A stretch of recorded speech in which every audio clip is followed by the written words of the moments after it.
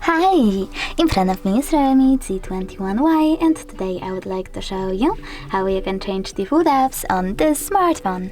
Firstly, open Settings, then choose Apps and Notifications, click on Default Apps, and for example, in order to change your browser app, you have to go into Play Store, download your new default apps, in this case browser, and as you can see, I already have it over here.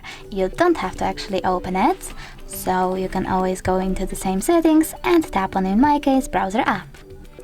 Then click on the one that you wish to set up, in my case Opera, and simply go back. As you can see, my browser app has changed. Thanks so much for watching. If you enjoyed this video, smash that like button, comment, and definitely subscribe. Bye!